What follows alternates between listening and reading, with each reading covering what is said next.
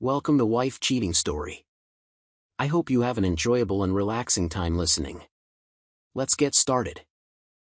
The ballroom smelled like victory, a heady mix of champagne and polished mahogany, threaded through with the faint tang of my father's cologne resting in the air like a subtle reminder of legacy. I raised my glass when Roman's baritone voice carried over the mic, to my soulmate, the one who helped build everything beside me. I felt the warmth of pride flood my chest as I met Amara's eyes. She sat poised beside my brother, lips curved in a smile so practiced it rivaled any movie star's. The applause swelled, a tidal wave of approval that lapped at the edges of my confidence. My cheeks flushed, not with embarrassment, but with the certainty that this moment was supposed to belong to me as well.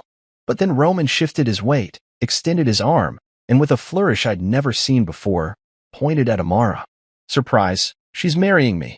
Applause crashed over me like shards of glass. Camera flashes exploded in my vision, each strobe freezing my heartbeat in mid-thump. People rose from their seats, toasting the couple with a fervor I'd expected would be reserved for me and Amara. I realized I was still clutching my glass, the cool stem trembling under trembling fingers. I lowered it slowly, hearing the faint clink of crystal against crystal, the sound echoing in my hollow chest. My mind struggled to catch up, to process that the woman I loved, the woman I thought loved me, had been co-opted, weaponized in a declaration of conquest by the only person I trusted more than anyone else in the room. My world stopped, a still photograph of betrayal and disbelief. Amara stood, her posture regal under the ballroom's glittering chandeliers. She didn't flinch.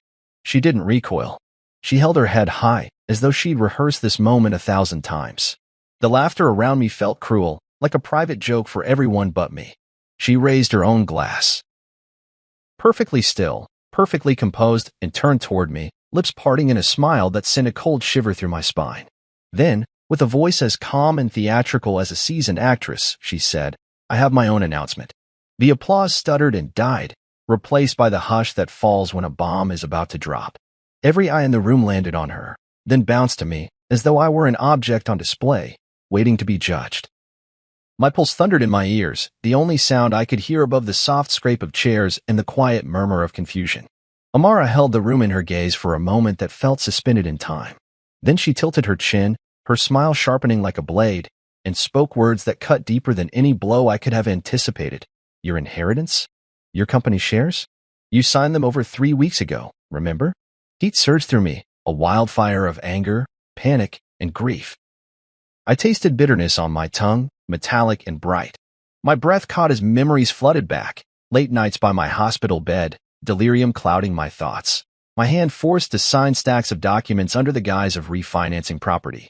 Her voice echoed that deceit, each syllable a confirmation of the worst betrayal.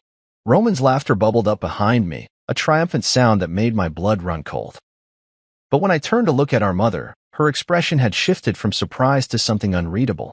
Fear? Guilt? I couldn't tell. Her gaze flicked from Amara to me, and in that instant, I saw the fracture in her loyalties. The party that was meant to celebrate love, family, and prosperity had morphed into an execution of trust. Every face in the room felt like an actor in a play I didn't know I was auditioning for. Glasses clinked in forced solidarity, meaningless echoes against the truth of their complicity. I realized then that they weren't just taking Amara. They were taking everything my father built, my future, my birthright, my very identity. The framed photographs lining the walls, the oversized floral arrangements dripping with orchids and lilies, even the golden fork pressed into my trembling fingers. All of it felt grotesque, a staged backdrop for my ruin. My palms went slick with sweat as the weight of their conspiracy settled on my shoulders. I swallowed hard, tasting salt and humiliation. The room continued to revolve, a carousel of smug faces and amused onlookers, oblivious or indifferent to the pain they inflicted. And then, as if performing some final act of cruelty, Amara raised her glass again, her eyes never leaving mine, and offered a toast of her own, to new beginnings. The words rang in my ears, hollow and mocking. I lowered my gaze and watched the lascivious sparkle in the champagne catch the light, each bubble a tiny mirror reflecting my shattered world. I lifted my glass anyway, because manners demanded it, because my upbringing had taught me decorum even in the face of ruin. I sipped the bitter liquid, feeling it burn its way down my throat, anchoring me to the brutal reality of the moment. When I set the glass down, the echo of its placement on the marble table sounded like a verdict. My eyes glided over the crowd one last time, registering every smug smile, every whisper behind raised hands. And then I walked away, the soft rustle of my jacket the only sound marking my departure. I left the ballroom, leaving behind the laughter, the lights, the orchestrated celebration of my downfall. Outside, the late spring air felt sharp against my skin, cleansing in its indifference. I paused on the front steps, inhaling deeply, willing my mind to clear and my heart to harden. The night had shattered everything I had believed true, but in that fracture lay the first crack in the armor of my betrayers, and the spark of a reckoning yet to come. When I woke the next morning, the sun was already streaking gold across my bedroom ceiling, but inside me only darkness pulsed. My head throbbed with memory's aftermath, the ballroom, my brother's triumphant toast, Amara's revelation.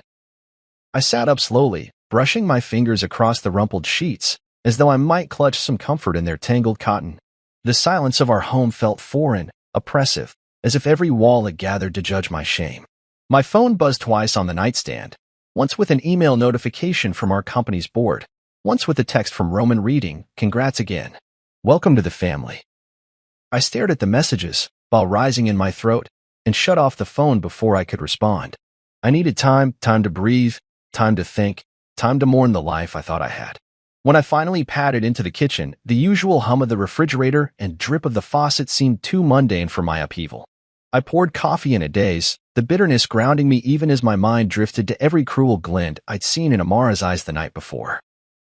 She wore her betrayal with the same grace she wore her designer gowns, each gesture precise, rehearsed. I could almost hear her inner monologue as she addressed the ballroom. "Watch me crush him."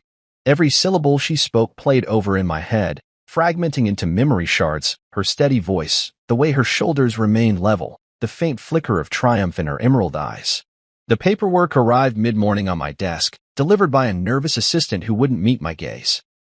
Company shares here, trust documents there, digital locks activated on my personal files, every corner of my inheritance already resculpted to exclude my name. The letterhead still bore the Ridgewood Holdings crest, but beneath its elegant typography, it felt like the signature of my own erasure. I looked at the fine print, studying each clause, each revocation. 3 weeks ago, I had signed away everything while fevered and vulnerable. She had orchestrated it all. The sickness, the signing, the announcement. It was meticulous, cold, and impossible to believe I'd been such a fool. I should have felt rage boil over, but instead a slow burn ignited in my chest, a quiet determination I didn't know I possessed.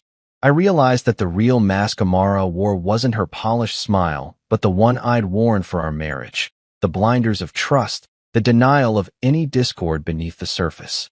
I had believed, and in doing so, blinded myself to every warning sign. But if she could plan such a betrayal so deeply, she also feared something, perhaps the strength I would find in my own silence. They had bet on my collapse. I refused to give them the spectacle they craved.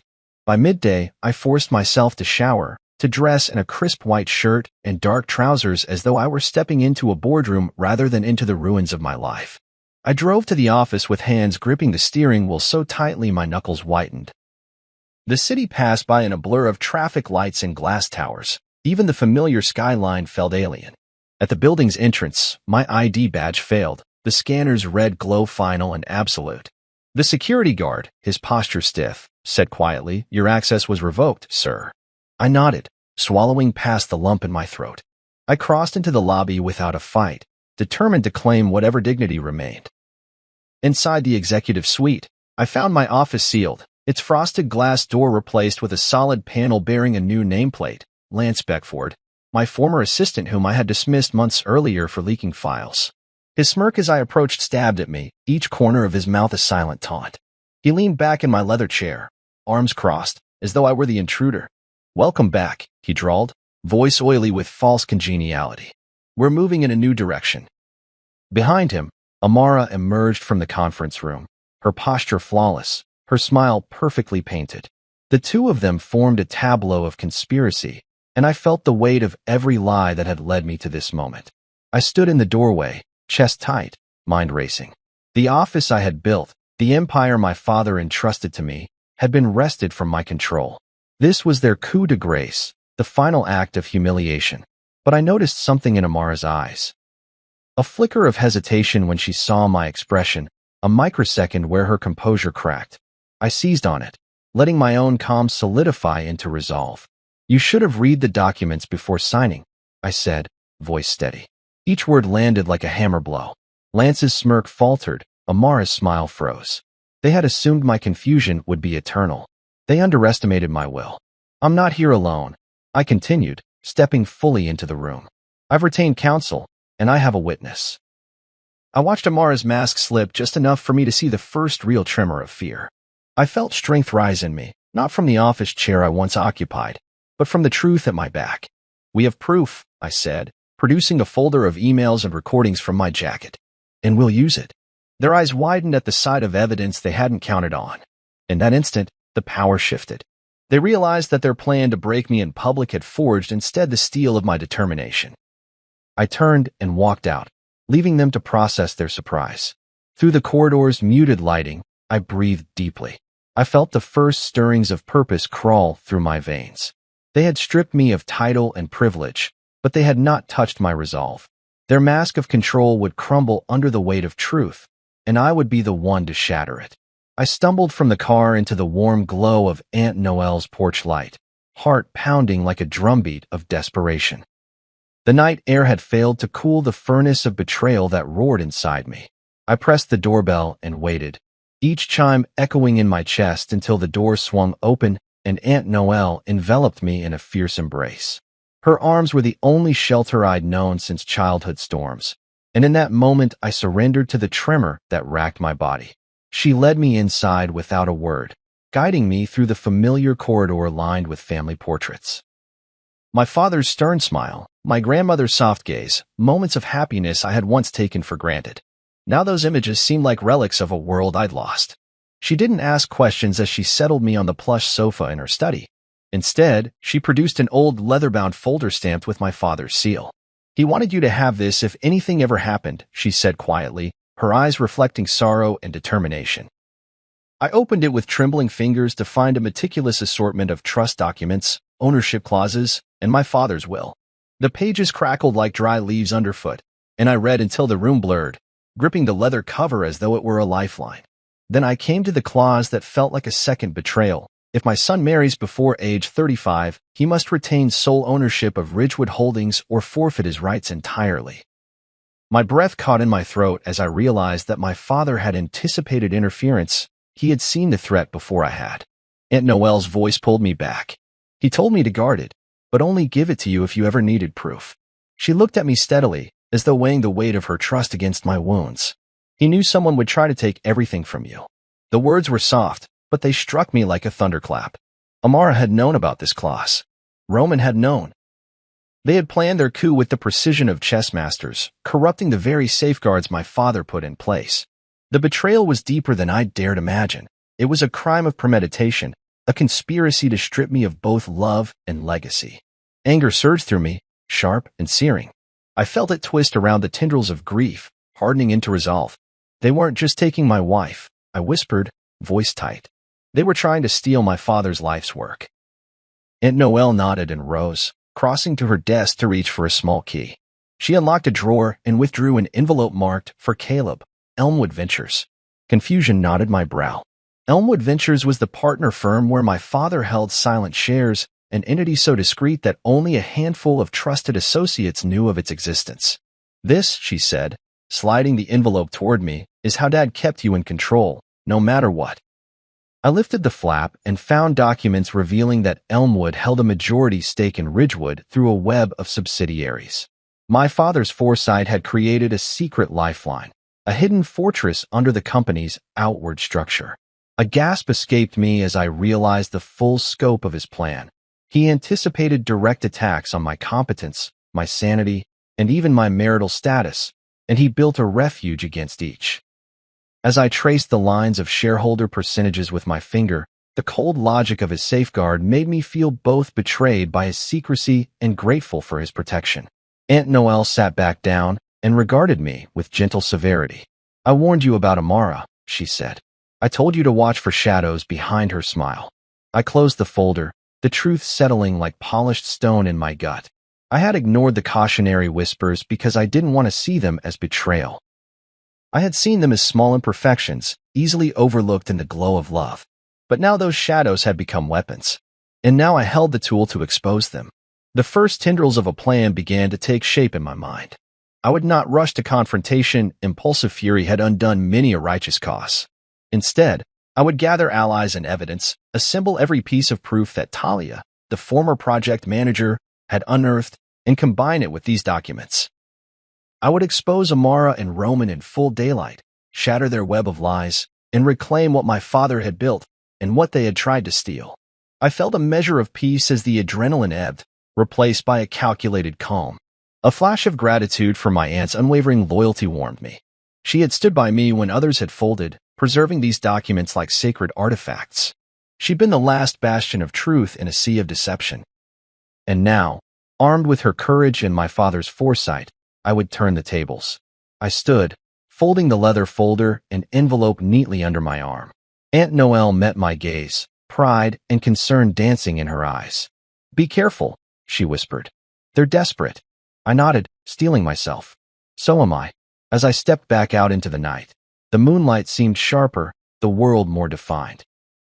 The betrayal that had once splintered my faith now served as a crystal lens, focusing my will into an unbreakable point. I would not let Amara's smile or Roman's smirk stand. I would not cower while they rewrote my future. I was armed with truth, shielded by my father's wisdom, and guided by the only family member who had ever truly believed in me. The echoes of the ballroom faded behind me, replaced by the steady rhythm of my footsteps and the quiet promise of restitution. The last person I could trust had given me everything I needed to fight back, and I intended to win. I walked into the Ridgewood Holdings lobby the next morning with the weight of a man who'd already lost everything. But nothing could have braced me for the scanner's red glow. My badge, my name, blinked access denied. The front desk guard, a young woman whose name I'd never learned, glanced up and then away, her eyes apologetic but resolute. "Your access was revoked, sir," she murmured, her voice a soft blade slicing through what remained of my composure. I nodded, already bracing for the spectacle awaiting me inside. Every heartbeat felt like thunder as I stepped past the glass doors, the seismic shift in my life humming through the polished marble. In the corridor outside my office, I paused to steady my breath. The morning light streamed through the floor-to-ceiling windows, illuminating the swirls of dust dancing in the air, but I refused to let it blind me. This building had been my fortress, the place where I'd spent late nights drafting growth plans, closing deals, and nurturing the company my father had entrusted to me. Now it felt like a gilded cage, each steel beam enclosing me in a betrayal so intimate it made my skin crawl. I reached for the door handle, only to find the glass panel replaced with a solid sheet bearing a new nameplate. "Mr. Lance Beckford," it read. My heart constricted, a vice of fury squeezing tighter with each breath. Lance, the assistant I'd fired for leaking sensitive files, a small betrayal at the time, eclipsed by my faith in him as an eager protege. Now he sat in my chair, smirking like a triumphant invader. I raised my chin and stepped inside. Beckford swiveled slowly in the plush leather chair, arms crossed, eyes cool as ice. His tailored suit looked fresh, his smile predatory. "Welcome," he drawled, voice heavy with false warmth. "We're moving in a new direction." Every word felt rehearsed, like a line in a play where I was not meant to have the final act. The office smelled of expensive cologne, stale coffee, and the faint whiff of defeat. I let the silence stretch, letting Beckford's arrogance fill the room until it became unbearable. Finally, I spoke, voice low. "Tell me about this new direction." He leaned forward, tapping a strewn pile of papers on the desk. "Management decided it's time for fresh leadership. He paused, savoring the moment. "Well, you're out." He chuckled. "Amara always said you needed some time off. Thought this transition would be gentler if handled behind the scenes." My stomach churned at the name Amara, her betrayal cloaked in faux concern. I clenched my fists to keep from striking him. Instead, I surveyed the office that had once been mine, family photos on the credenza, a half-finished model of our newest development on the shelf, the oversized mahogany desk I'd picked out with my father's blessing. All of it now felt like the set of someone else's success story. I took a slow breath, drawing strength from the last embers of calm I could find. Every eye in the building, every board member, every manager, every security guard had participated in this coup. But they had underestimated one thing: my reluctance to play the victim. I squared my shoulders and met Beckford's gaze. "You made a tactical error." My voice carried, filling the room. "You forgot to check the clause." His smirk faltered. I saw the recognition flicker in his eyes, the first crack in his confidence. "Clause," he echoed. I reached into my blazer pocket, feeling the cool edge of the leather folder that Aunt Noelle had entrusted to me. I dropped it onto the desk with a soft thud. Papers fanned out, legal documents, trust agreements, and, most importantly, the will stipulating that if I married before 35, I would lose nothing so long as I maintained sole ownership of Ridgewood Holdings. I let the silence speak as he rifled through the pages, each turn of paper and nail in the coffin of their stolen power. Beckford's face paled. This can't be real," he stammered. I leaned forward. "It's very real. You never saw this coming because you didn't think to question me fully. You assumed I'd collapse." I pressed the folder toward him. "Consider this your notice." At that moment, a familiar voice joined us. Amara glided into the doorway, all poise and silk, but her confident stride faltered when she saw the folder. Rage and fear battled behind her emerald eyes. She raised a perfectly arched brow. "What's this?" I rose, turning to face her and Beckford together. The predator and the pawn. I let the chill settle into my words. "My ownership remains intact," I said, "and I intend to use it." Their coup had been calculated for weeks, months even, but so had my counterstrike. "You'll reinstate my access immediately," I continued, "or I'll file for a restraining order, breach of trust lawsuit, and expose everything." Beckford swallowed.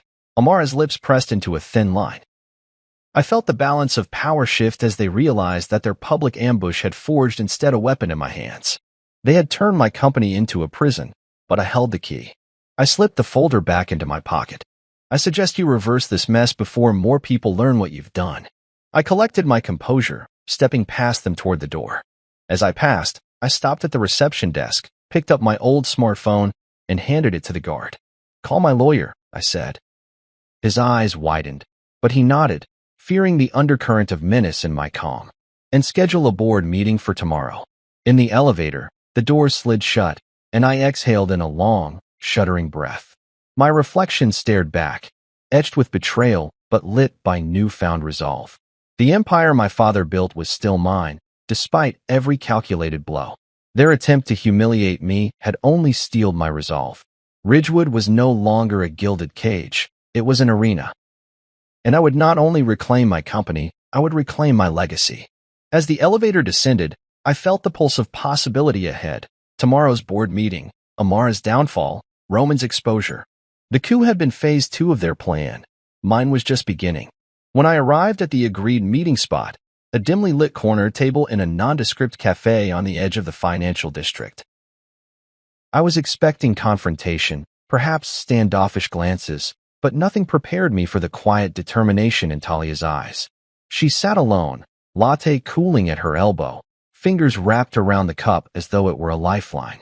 The moment I approached, she stood and offered me a slight nod, her posture guarded yet resolute. I slid into the seat opposite her, the evidence folder tucked under my arm, feeling heavier than any briefcase. My throat was tight, each breath measured, but seeing her there, my supposed adversary turned ally, stirred something like hope in my chest. Her voice was soft but unwavering. "I didn't come here to gloat."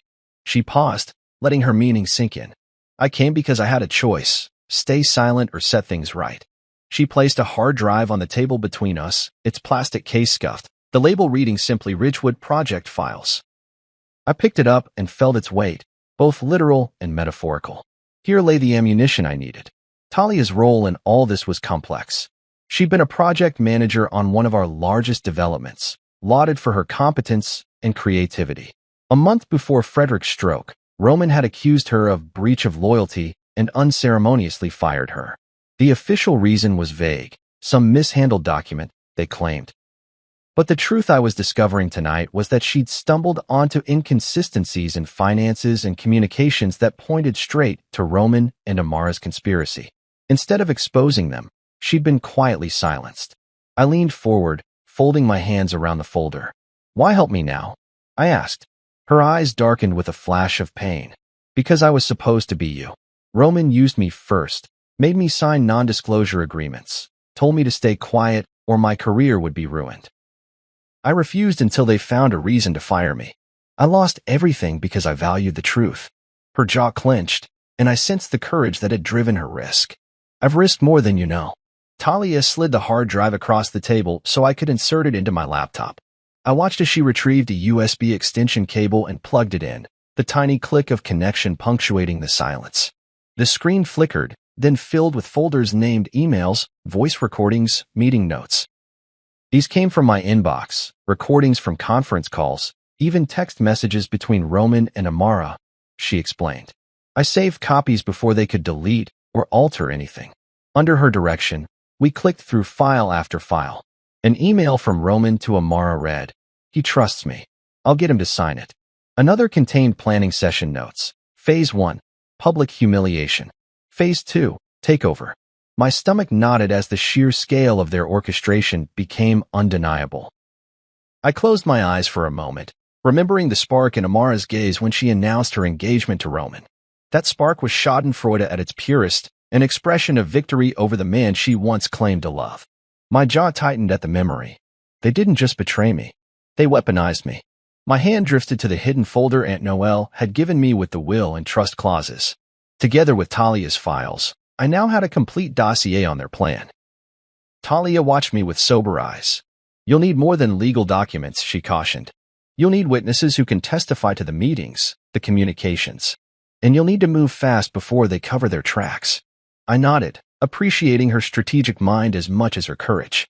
She'd studied every piece of evidence, mapped out a timeline of deceit, and identified key people who, once approached, would corroborate the evidence beyond challenge. I already contacted our former CFO, Jacobs. He's willing to speak under oath. She offered a small, hopeful smile. He's upset about the way he was railroaded out. Relief washed through me at the mention of Jacobs. His integrity had been among the few constants in a sea of shifting loyalties. If he stood with us, the board would have to listen. I cracked my knuckles, steeling my resolve. "What's next?" I asked. Talia thumbed through her notes and laid out a plan. First, secure Jacobs's testimony and the hard drive contents with my attorney.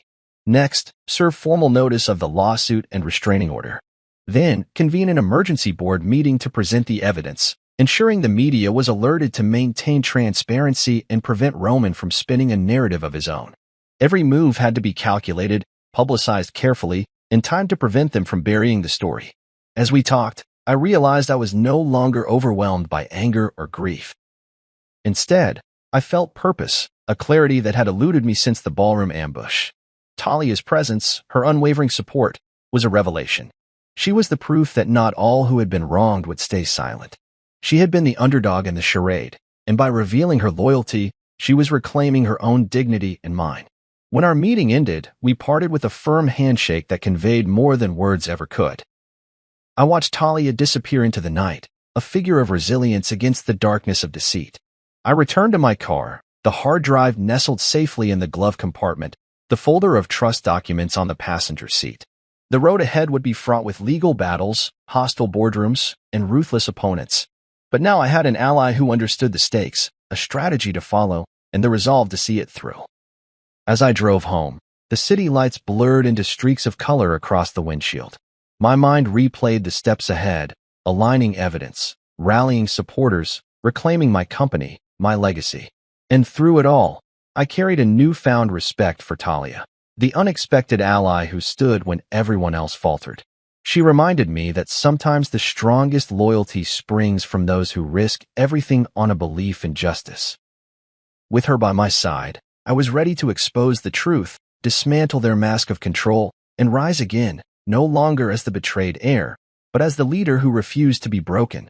Tonight, the coup would meet its reckoning, and I would stand unbowed. That night, I returned to Aunt Noelle's house under the cloak of late darkness, the cool breeze swirling around me as if pushing me forward.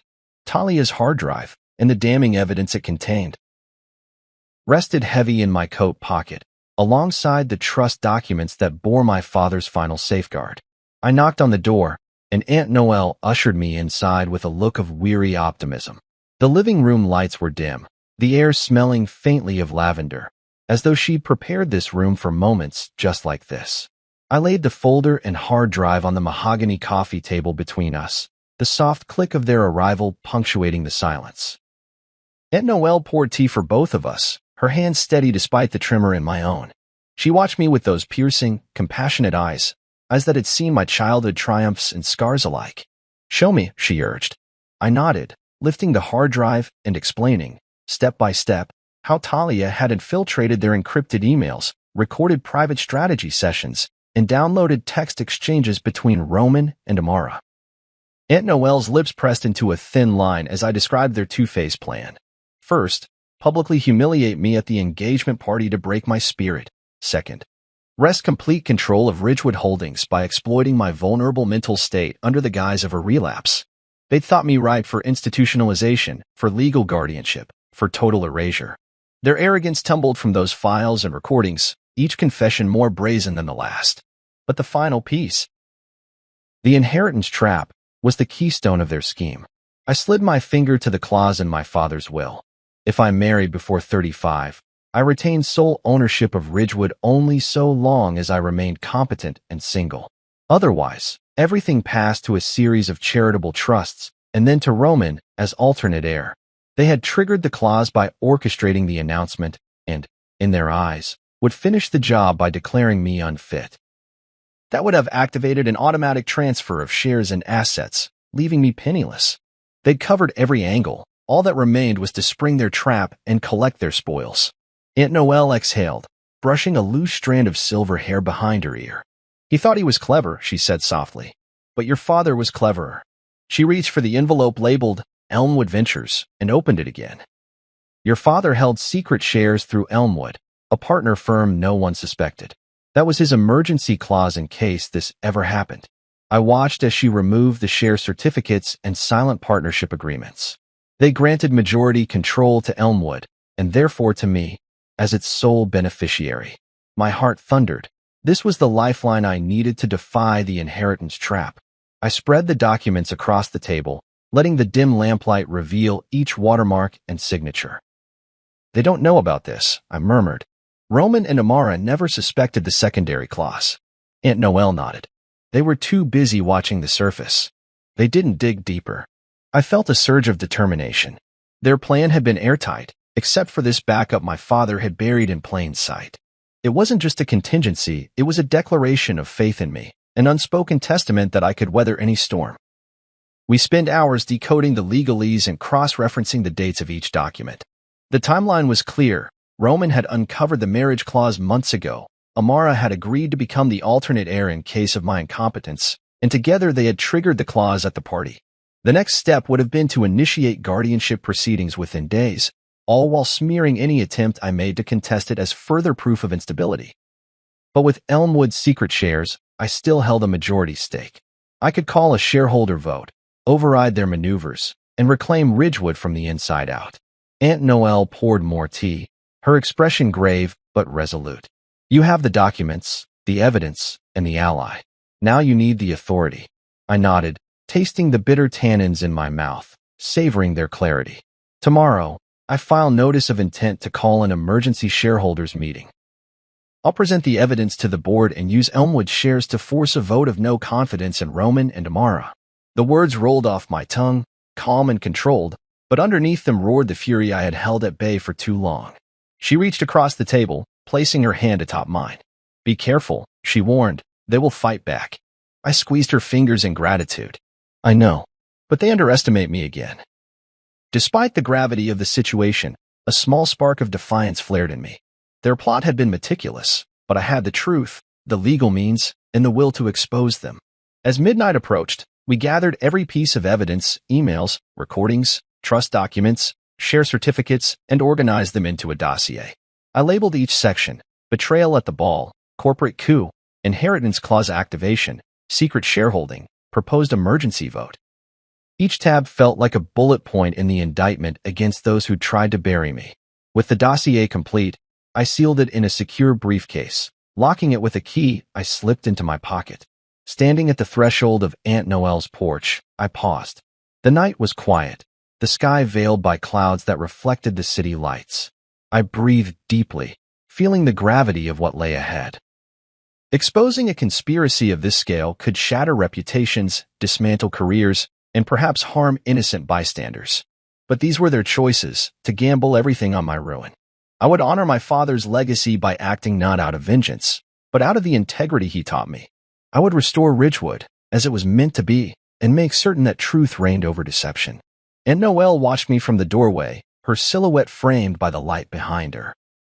"Good luck," she whispered. "Come back victorious." I nodded, stepping into the night, feeling the dossier's weight as a promise of justice. Tomorrow, the inheritance trap would be revealed, and Ridgewood Holdings would survive, not because of secrets or lies, but because of the unbreakable bond of truth between a father and his son. I sat at my kitchen table, laptop open, coffee gone cold at my elbow, heart pounding with the weight of what I was about to do. Dawn was breaking beyond the window, pale light creeping into the room like a hesitant witness. The hard drive Talia had provided lay open on the counter, its digital contents spread like evidence in a courtroom. I stared down at the video montage I had pieced together, a concise, devastating sequence of betrayal, and felt a surge of resolve. This wasn't just about me anymore. It was about exposing a conspiracy that threatened the very foundation of our family legacy and the company my father built from the ground up. First, I arranged the clips in order. Roman's clipped whisper, "He'll crack." He always does, recorded during a strategy call. Amara's cool gaze as she slid the papers across my hospital bed, saying he was drugged. He won't even remember. The recording of their private planning session in the boardroom where Amara said, "Let's announce it at the party, it'll humiliate him into silence." Each clip was bordered by a timestamp, a silent testament to their premeditation. I layered in screenshots of the signed documents, the clause from my father's will, and Talia's explanatory text overlay. Finally, I added a brief clip of my own face, steady, unbroken, staring directly into the camera as I stated my intention. They tried to steal my wife and rob me of my legacy. But silence is not consent. I watched the montage in its entirety, feeling a chill as the truth unfolded at the speed of light. The betrayal was stark and undeniable. I saved the final file, encrypting it with a password my attorney would share with trusted board members and the press. Then, with my finger hovering over the post button, I paused to steel myself against the fallout. This would change everything. At precisely 8:47 a.m., I uploaded the video to the company's official social media accounts and emailed links to every journalist who had ever covered our business, financial reporters, tech columnists, and local news anchors alike. The subject line read, "Urgent, Ridgewood Holdings conspiracy exposed." My heartbeat echoed in my ears as I clicked send. For a moment, nothing happened. Then my phone erupted. Notifications flooded in, views skyrocketing, retweets mounting, messages pouring into my inbox. Some supportive, some incredulous, some angry at the audacity of airing family dirty laundry in public. But beneath it all was a single, unmistakable truth. Everyone was watching. Within the hour, Ridgewood's executive line lit up with panicked calls. Board members who had been complicit found themselves cornered by investors demanding explanations. Shareholders called for emergency meetings. The company's PR office released a terse statement acknowledging the video and promising a full investigation. I watched it all unfold from my living room, flanked by Aunt Noel and Talia via conference call. Their voices buzzed through my laptop speakers, cautious but hopeful. "Told you it would work," Talia said, a hint of triumph in her tone. Aunt Noel reached over and squeezed my shoulder through the screen. I felt a surge of gratitude for their steadfast support. My father's legacy, and the truth, had ripped through the carefully constructed facade that Roman and Amara had built. The board had no choice but to act. By noon, the board chairman had called an emergency session for the following morning. Roman's office was locked pending further inquiry. Amara's status as trustee was frozen. The news headlines blazed across every financial portal. Here's explosive video shatters Ridgewood Holdings, family feud erupts into public scandal, board calls emergency meeting after betrayal exposed. Even casual scrollers paused to read, the virality undeniable. My phone buzzed again. It was my lawyer, Marcus. "They're calling for you to address the shareholders live at 10 a.m. tomorrow." His voice crackled through the line. Be prepared. I exhaled slowly, the tension draining from my shoulders. Tomorrow, I would stand before the very group that had tried to oust me, armed with truth and fortified by evidence. I drafted my statement, concise and unflinching. I would thank those who'd stood by the company's values, address the betrayal with clarity, and call for a vote of no confidence in Roman and Amara. Then I'd unveil the fallback. Elmwood Ventures controlling shares, my father's final safeguard, which would restore legitimate leadership and ensure Ridgewood's stability. That evening, I barely slept. My mind raced through every possible scenario: threats, attempts to discredit Talia, legal counterattacks from Amara's attorneys. But beneath the anxiety was a current of fierce determination. They had gambled on my silence. I had chosen to speak. The next morning, I donned a charcoal gray suit. Nothing flashy, just the uniform of someone who meant business, and rehearsed my speech in front of the bathroom mirror until the words felt like muscle memory. At 9:45 a.m., I entered the boardroom. Journalists crowded the antechamber, cameras rolling. I felt their lenses track me as I strode past, head high, chest open. Inside, the board members sat around the long mahogany table, faces drawn and tense. At the head sat the chairman, eyes flicking between me and the empty seat of Roman's ousted office. The air felt charged, thick with suspicion and anticipation. "Thank you all for gathering on such short notice," I began, voice steady. I felt the weight of every eye on me, but I welcomed it. Yesterday morning, I shared evidence of a conspiracy orchestrated by my brother and my wife. I understand the gravity of airing these matters publicly, but the integrity of Ridgewood Holdings demanded transparency. I paused, letting the room absorb the impact. Today, I present the facts and request your action. With that, I played the video on the large screen behind me. The boardroom fell into hushed silence as Roman's whisper, Amara's confession, and their plotting played out in stark clarity. When it ended, I clicked to show the trust clause and Elmwood Ventures ownership documents. "These confirm my sole rights to Ridgewood Holdings," I said. "I now call for a vote of no confidence in Roman Whitaker and Amara Kenton, effective immediately. Furthermore, I propose appointing interim leadership to guide us through the transition until a full review can be conducted." Hands shot up around the table, first tentative, then resolute. The chairman's gavel tapped once, twice, then dropped on the table. "Motion carried," he declared. Relief and vindication washed through me. The coup had failed. The shadow of betrayal lifted. As I stood to leave, phones flashed, cameras clicked, and I felt the tremor of a new beginning taking hold. I had exposed the conspiracy, reclaimed my legacy, and shown Ridgewood that truth, when wielded with conviction, could topple even the most calculated betrayal. Walking out of that boardroom, I carried the weight of victory and the promise of restoration. The world had seen the depth of their deceit, and now it would witness the strength of my resolve. The video had gone viral, but it was just the opening chapter in Ridgewood's redemption story, one I would lead with honor, transparency, and the unwavering faith in the legacy my father entrusted to me.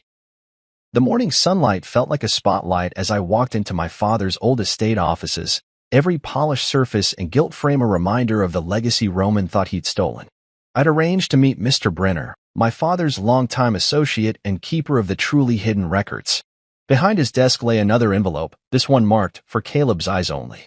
When I cracked it open, I discovered the final layer of my father's strategy. Silent holdings in Elmwood Ventures that granted me a majority stake in Ridgewood, regardless of any other clause. I stared at the documents, proof that while Roman had been busy crowing over the visible assets, he'd never suspected the one that mattered most. Brenner settled into his leather chair, folding his hands. "Your father prepared for every outcome," he said, voice low. He knew that his son might face threats from within the family, so he created Elmwood as a backdoor. A way to keep you in control even if the rest of the shares shifted. He tapped the papers. These share certificates aren't recorded in Ridgewood's public filings. Only a handful of people knew of them. Roman isn't one of them. A surge of vindication warmed me. Roman's arrogance had been his undoing. He believed that public power equaled total control. But true control, I realized, lay in the quiet authority of ownership no one else could touch. I gathered the documents, feeling the heft of each page. My father had trusted me to find this fail-safe, to wield it with integrity, and restore the company to its rightful course. Armed with Brenner's confirmation, I moved swiftly. I drafted a formal notice to the board, invoking Elmwood's majority stake to call a vote of no confidence in Roman and Amara. Within hours, the notice was delivered to every director and key shareholder, along with redacted summaries of the secret holdings. Whispers spread through the corporate offices like wildfire, security briefings were held, and phone lines buzzed with urgent conversations. Roman's office, already sidelined by the earlier emergency meeting, went silent. He must have realized then that he'd been outmaneuvered at the deepest level. That afternoon, I stood before the board once more, this time armed not only with evidence of conspiracy but with unassailable proof of my commanding shares. The chairman, after consulting his notes, looked up and nodded. "Mr. Whitaker, your Elmwood holdings are validated by the estate lawyer. You have the votes." A single word, adopted, sent a ripple of finality through the room. Roman's name was struck from every document. Amara's trustee role was revoked. In their place, I was appointed interim CEO pending our full strategic review. As the meeting adjourned, I caught my mother's eye across the table. Her expression was unreadable but softened. Perhaps a mixture of guilt and relief. I didn't linger on family drama. There were repairs to make and a company to steady. I stepped out onto the balcony overlooking the estate's manicured gardens, breathing deeply. The weight of betrayal still pressed on me, but beneath it was a firm foundation of authority and purpose. Later, I issued a company-wide statement.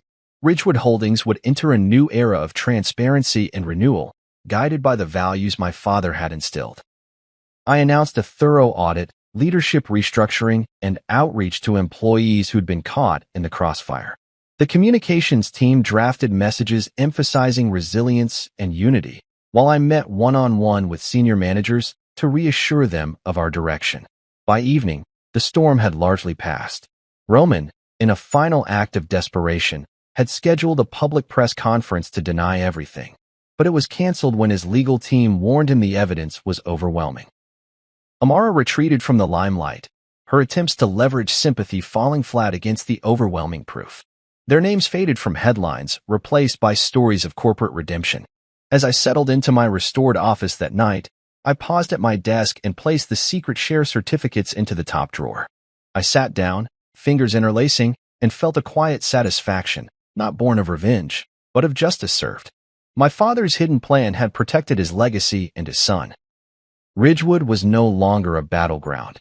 It was home, a place where truth had triumphed over deceit. And in that victory, I found a measure of peace.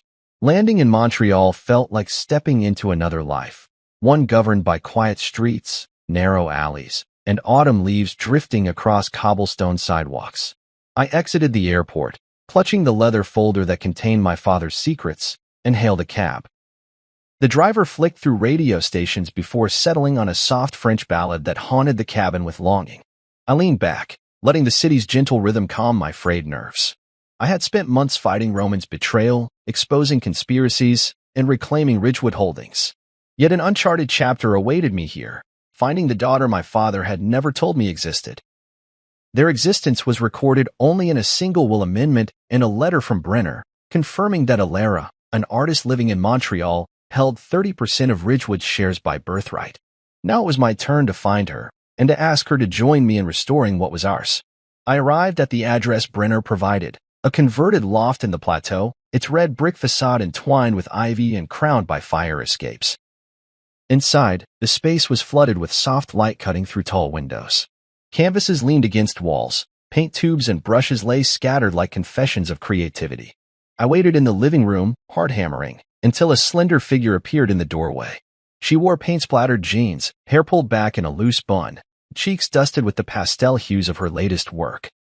Her eyes, a mirror of my own hazel, widened with curiosity and cautious hope when she saw me holding the folder. "Alara Whitaker?" I asked, striving for calm. She nodded, voice quiet but steady. "Yes." I held out my hand. But instead of the greeting I expected, she clasped the folder, her fingers tracing the embossed seal of Ridgewood Holdings. "I don't understand," she said softly. "My mother never told me anything about this." Her gaze flicked to the first page of the will, then met mine again, bright and unguarded. 30% of Ridgewood? Why now? I stepped closer, placing the hard-won documents on a low coffee table strewn with charcoal sketches. "Your mother loved you fiercely but never wanted this burden," I began. When my father discovered you, he arranged for a trust to protect your inheritance until the right moment. That moment is now. Tears brightened her eyes, and she sank onto the nearby armchair. I felt a pang of guilt at the thought of her being uprooted by secrets she had no part in creating.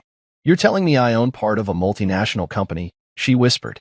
I nodded, drawing out a photo of my father and a young woman, her mother, standing side by side in the Ridgewood foyer. He wanted to provide for you without disrupting your life, I explained. But after everything that happened, Roman's coup, Amara's betrayal, I realized that solving Ridgewood's crisis meant embracing its true heirs. I laid out the timeline. My father's long-ago affair, Brenner's discovery, the silent clause, and finally, my brother's desperate bid to preempt your claim. Roman moved quickly because he didn't know about the silent holdings, I said. You did nothing wrong, yet you were almost erased. Alara listened, absorbing each detail as though piecing together a puzzle of her identity. When I finished, she closed her eyes, the weight of revelations pressing gently upon her shoulders. I need time, she said at last. This changes everything. I conceded the point. No one could leap from artist to corporate heir without space to breathe. We spent the afternoon walking through the plateau, passing open-air markets and street musicians, as I answered her questions about Ridgewood's mission, its people, and the values my father had championed. She asked about our philanthropic arm, the foundations we supported, and the communities we served, her compassionate instincts already aligning with the vision I described. By evening, her resolve had taken shape. Back at her loft, Alara paused before a large canvas, paintbrush in hand. The half-finished portrait showed two figures, one male, one female, standing on a rooftop overlooking a cityscape. This is us, she murmured, turning to meet my gaze. I was painting my mother's dream of a new skyline, a fresh start. She set the brush aside and offered me a nod that spoke of partnership. I'll join you, she said. Not for the money, but for what we can build together. My chest tightened with gratitude and relief. In that moment, the years of struggle, the sharp pang of betrayal, and the brutal boardroom battles crystallized into a singular truth. Family wasn't just blood, but the shared commitment to honor a legacy. Over the next days, we formalized her position. I introduced her to the board via video conference. Her sincerity, combined with her fresh perspective, earned immediate respect. We announced her as co-heir and co-CEO, emphasizing the company's new direction under our joint leadership. Investors, in turn, responded with cautious optimism. Clients praised the unity of purpose. A media statement celebrated the family's reunion, highlighting Alara's artistic background as emblematic of Ridgewood's creative spirit. And as public sentiment shifted toward empathy and admiration, Roman's fraudulent charges and Amara's lawsuits faded into footnotes. Before leaving Montreal, Alara and I stood on her rooftop terrace, the city lights shimmering below like 1,000 promises. She held a glass of sparkling water in her hand and toasted silently to the night. I raised my own glass and said, to truth, to legacy, and to new beginnings. She smiled, that same quiet strength shining in her eyes, and replied, to rebuilding what was broken. The wind carried the city's distant hum as if applauding our pact. Flying home, I felt a profound sense of completion, of having honored my father's intentions and having welcomed the missing piece of his legacy. Alara would bring compassion and creativity to Ridgewood Holdings, and together we would ensure that the company rose on truth rather than deception. Roman's schemes lay in ruins, and Amara's manipulations dissolved in the light of exposure. But most importantly, I had discovered the sister I never knew I needed, and in doing so, found the greatest strength in restoration.